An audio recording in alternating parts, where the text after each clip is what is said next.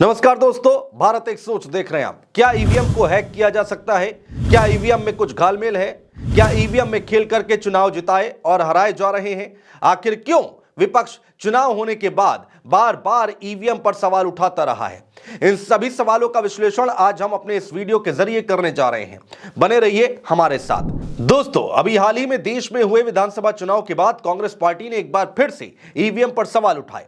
अखिलेश यादव भी ईवीएम को लेकर वक्त वक्त पर अपना विरोध दर्ज कराते आए हैं। अब सोशल मीडिया पर एक और वीडियो तैर रहा है, जिसको प्रशांत भूषण ने अपने हैंडल से सोशल मीडिया पर पोस्ट किया है। दोस्तों, सवाल यह है कि आखिर इस वीडियो में ऐसा क्या है जो लोग सवाल उठा रहे हैं, जो लोग इसकी चर्चा कर रहे हैं। दरअसल दोस्तों, इस वीडियो में एक शख्स बता रहा है कि ईवीएम से छेड़छाड़ कैसे होती है। वीडियो में 3 प्रत्याशी बटन हैं। उन 3 बटन में से एक पर क्लिक करके दिखा रहे हैं कि वोट जाता है।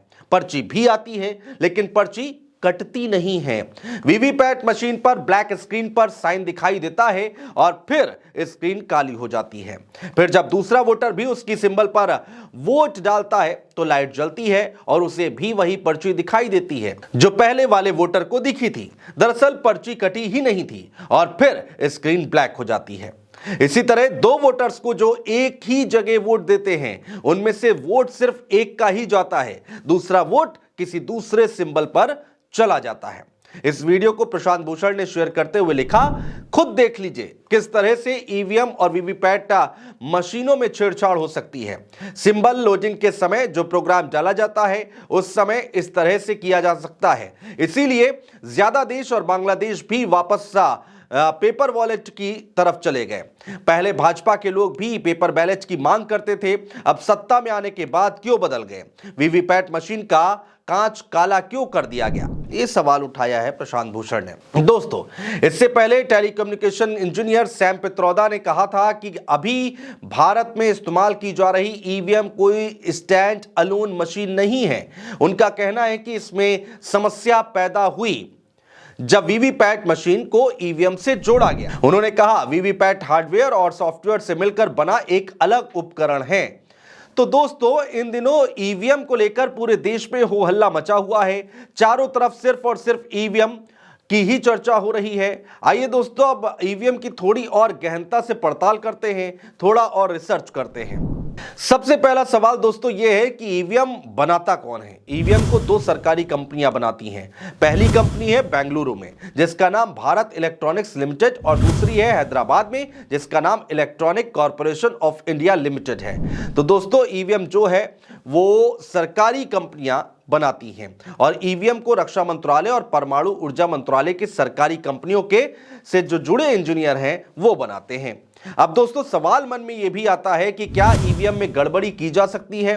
दोस्तों, ईवीएम की सीयू में एक माइक्रोचिप लगी होती है और इसी चिप में उम्मीदवार का डेटा रहता है। चुनाव आयोग कहता है कि इससे छेड़छाड़ नहीं की जा सकती। दोस्तों, ईवीएम हैकिंग और छेड़छाड़ के आरोपों की जांच के लिए एक कमेटी बनाई गई थी। यह कमेटी चुनाव आयोग ने बनाई थी। इस कमेटी ने मई 2019 में अपनी रिपोर्ट दी थी। इस रिपोर्ट में ईवीएम की हैकिंग या उससे छेड़छाड़ क्यों नहीं हो सकती, इसके 2 तर्क दिए गए थे। पहला तर्क था, चुनाव आयोग जिस ईवीएम का इस्तेमाल करता है वो स्टैंड अलोन मशीनें होती हैं। उसे ना तो किसी कंप्यूटर से कंट्रोल किया जाता है और ना ही इंटरनेट या किसी नेटवर्क से कनेक्ट किया जाता है। ऐसे में उसे हैक करना नामुमकिन है। ईवीएम में जो सॉफ्टवेयर होता है दोस्तों, उस सॉफ्टवेयर के सोर्स कोड को किसी से भी साझा नहीं किया जाता है। लेकिन दोस्तों, यह सोर्स कोड लीक कर दिया जाए तब ईवीएम को हैक किया जा सकता है या नहीं, यह चुनाव आयोग ने नहीं बताया। अब बात दोस्तों आयोग के दूसरे तर्क की। भारत में इस्तेमाल होने वाली ईवीएम में 2 यूनिट होती हैं, एक कंट्रोलिंग यूनिट सीयू और दूसरी बैलेटिंग यूनिट बीयू। ये दोनों अलग अलग यूनिट होती हैं और इन्हें चुनावों के दौरान अलग अलग ही बांटा जाता है। अगर किसी भी एक यूनिट के साथ छेड़छाड़ होती है तो मशीन काम नहीं करेगी। इसलिए कमेटी का कहना था कि ईवीएम से छेड़छाड़ करना या हैक करने की गुंजाइश ना के बराबर है। अब सवाल यहां पर यह उठता है कि जिसने मशीनें बनाई हैं क्या वो छेड़छाड़ नहीं कर सकते? क्योंकि मशीन के उपयोग क्या हैं, उससे दुरुपयोग की कहानी पहले ही लिखी जा सकती है। दोस्तों, सुप्रीम कोर्ट में विपक्षी दलों ने अर्जी दी कि हर निर्वाचन क्षेत्र में 50% ईवीएम और वीवीपैट के वोटों को मैच किया जाए, लेकिन चुनाव आयोग ने कहा कि ऐसा किया तो कम से कम 5 दिन लग जाएंगे।